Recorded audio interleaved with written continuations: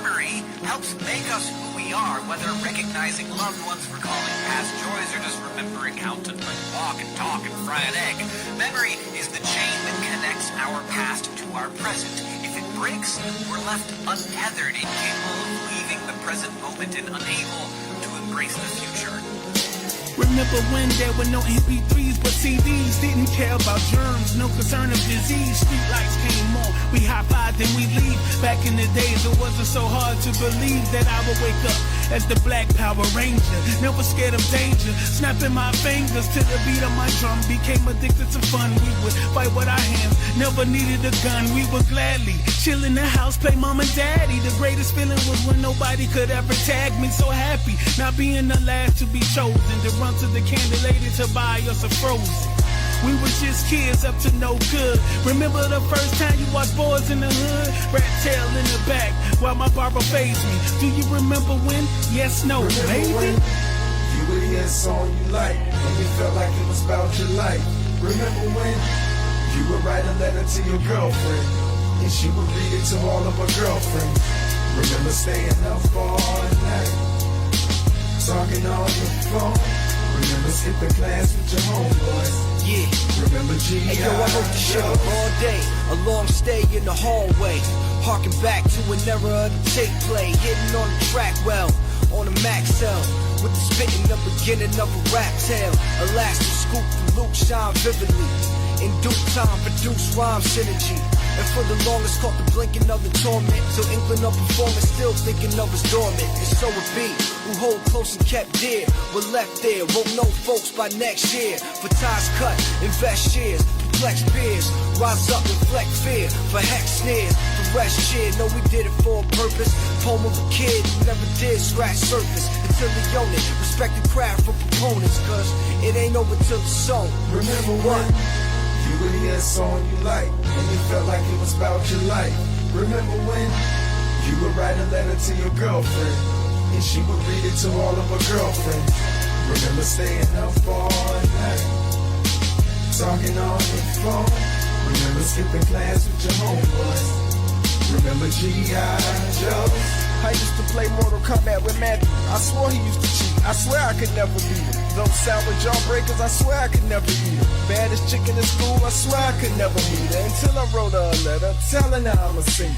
Me and Terrence would draw pictures of sneakers. Me and Ashley used to be in the class singing. I wrote my first rap in the back of the class thinking, I'm feeling it, yeah. Feel alive, did you get feel alive?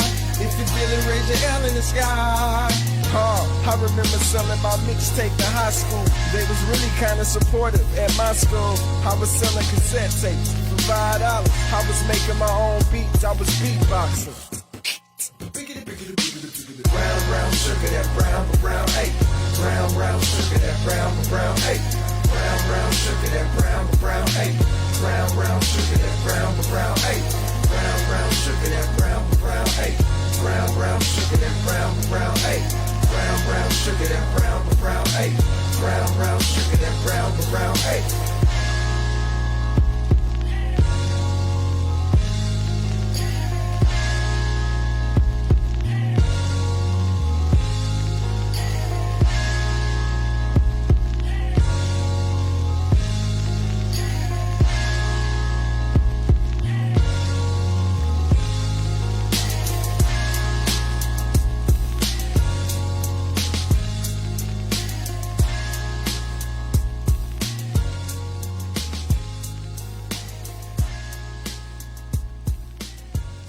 And we're live, and let me check the levels. Looks like everything is going well. Hope everybody can hear me. Hope this isn't a dud. And live time. So it's been quite a while since I've had this type of feeling about the market in general. 2007, 2008, when myself and the other Barry used to do our live radio show. Basically, that was 5 days a week. 2 or 3 hours a day, talk to all kinds of big prominent business people, and we had probably arguably at that time, we didn't know what a podcast was. We just knew that we wanted to talk to people and help our real estate business. Segue 13, 14 years, and it's time to crank the engines up again, because I'm seeing the market, I'm seeing business poised to come back like we saw in the 2007, 2008 era of the economy. Now, and a lot of people are thinking, oh my God, 2007, 2008, that was horrible economy. Things were going crazy. The subprime mortgage crash, foreclosures. And that's what I'm talking about, people. I'm talking about foreclosures. I'm talking about making some money. I'm talking about helping some people. I'm talking about helping the economy, helping banks get rid of some dead paper, help people get some equity so they can go further with their lives since they've been unemployed for, going on 2 months. This is a time. I mean, there's an old adage. I don't know if you guys ever heard this, but the time to make money is to buy. And this is real estate, but it can apply to other businesses as well. The time to make money is when blood is running in the streets. And I think right now, not literal blood. We don't see blood running through the streets literally, but we do see it financially, which to me means it's game time. I know a lot of my old e-commerce guys have been crushing it out there, selling all kinds of stuff. It's not for me anymore. I'm not in e-commerce. I'm not looking to go through that. I'm looking to go through much level up of business. I'm looking to do a lot more real estate, move some bank paper, and whatever I can get my hands in, we're going to look at doing that as well. But basically, here at night, it's 7:21 here on the East Coast. I'm going to try and pump out as much content as I can at night to offset my busy days, but at the same time help people understand what this market is going to look like, where it's headed, why you should be in it.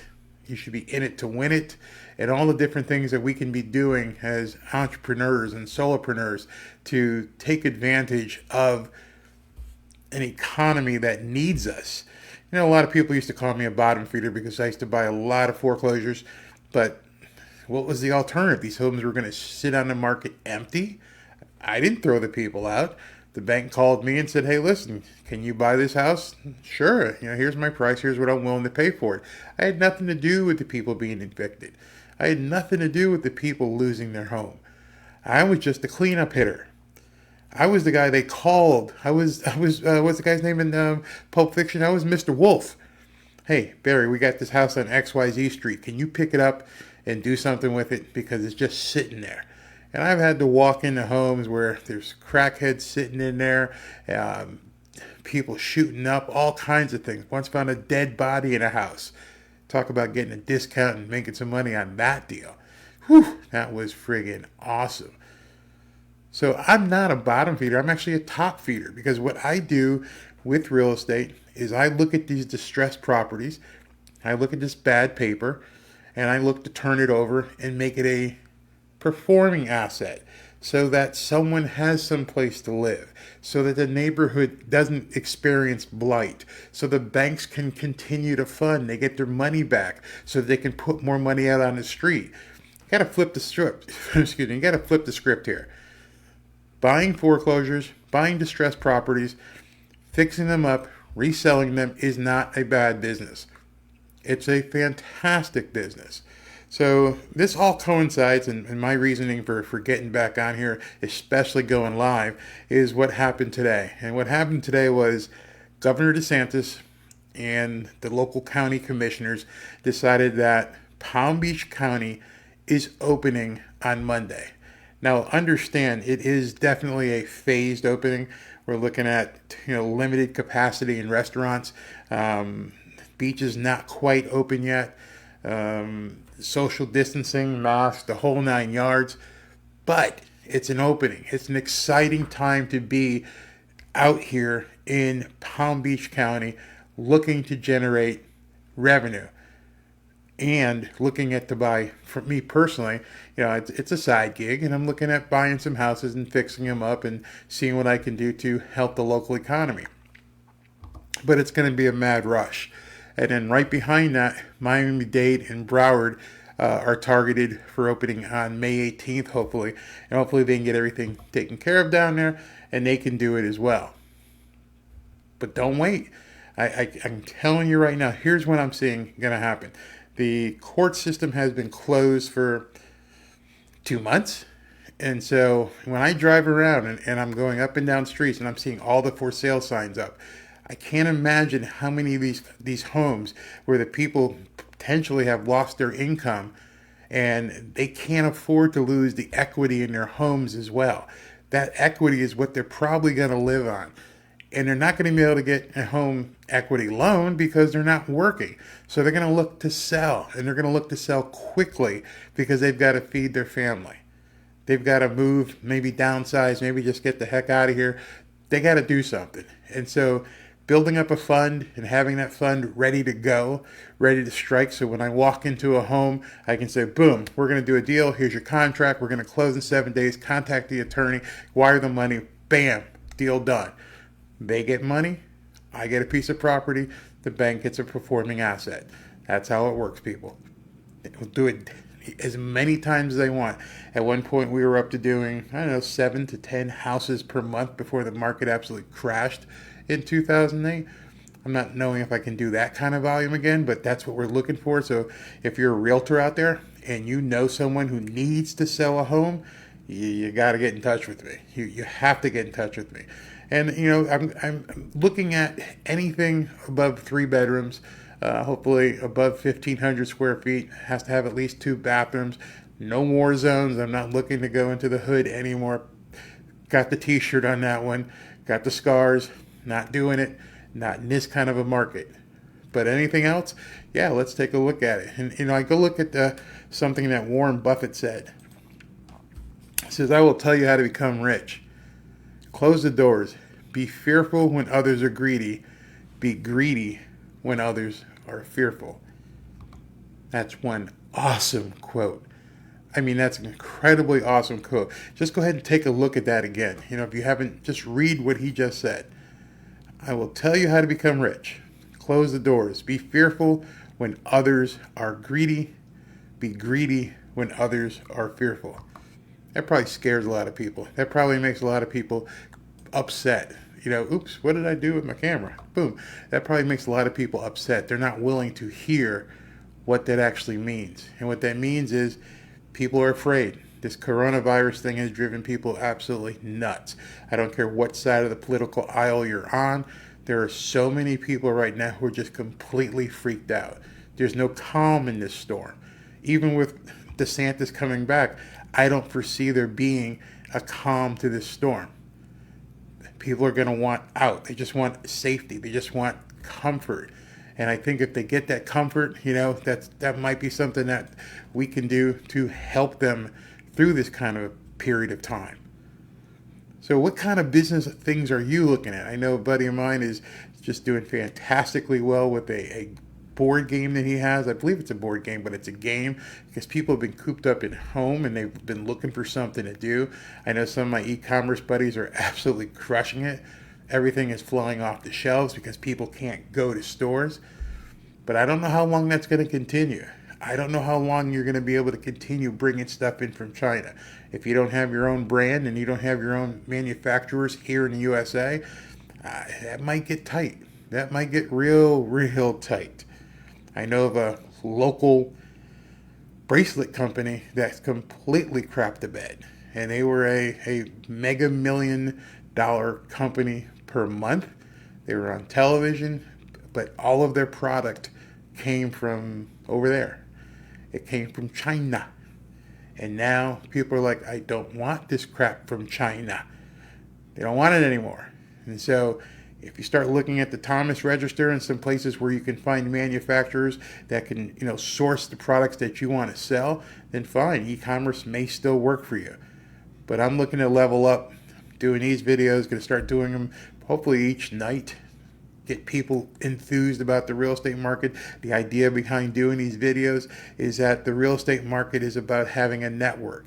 And I want to build a network of realtors and investors that we can all begin talking to each other and looking at buying these properties. I want to make sure my investors who are going to fund these deals are all set and understand we're out there trying to find the best deals to buy. And we're going to be basically buying from, I would say, the top end of Palm Beach County, which is basically the Stewart, Palm Beach County line. I mean, Martin County, Palm Beach County line, all the way down to Miami-Dade. And that's a lot of real estate. That's a lot of real estate. That's a lot of land to cover. We just want to get out there and go. And so if you have a deal that you want us to look at, and don't feel bad about sending me things, and I won't feel bad about sending you an offer. It may not be the offer that you're looking for, but we're going to close. And we're going to make some deals. We're going to fund some deals. We're going to get some houses fixed up, back on the market, get some people back on their feet, get money back in their pocket. You get people who have a $300,000, $400,000, $500,000 house. Things were going fantastic for them. And now their business is dead, and they're sitting on $100,000 in equity. How are you going to feed your family if you're not eating? You know, not working, not eating. If you're not working. How are you going to take care of things? You were on top. You probably have a boat payment, maybe another rental property, something. That's beginning to implode. Nobody is talking about helping the people who have equity. Yeah, we see the unemployment checks, we see the stimulus checks, but there's a swath of people who aren't ultra rich, who own a property, who were comfortable, who were paying a mortgage, had equity, and it's gone. Not the equity, but the job and the ability to live comfortably. So they're going to have to sell to retain some of that equity. They're going to have to give up some of that equity, but they're going to have to sell to get get their own equity back. And they better do it fast, because the market is it's going to be a roller coaster ride going vertically down for a while. I can just tell. And I can tell because of, basically one thing, supply and demand. When there's going to be more people looking at selling properties than there are people ready to buy, that's called a buyer's market. That's called a buyer's market. And I'm getting ready for it. So I hope you're getting ready for it. Hope everything is going well with you. Stay tuned for some more videos. I'm looking forward to, doing what old Warren here says. This to me is pretty much going to be what we're looking at doing. So thanks for tuning in. We'll have some more for you next week. We're going to keep doing these, and also doing this to get myself on LinkedIn, so LinkedIn lets me go live. I kind of enjoy it. Built the old studio here. We're all set to go. Time to buy some property. Check you Monday, or maybe before then. I don't know.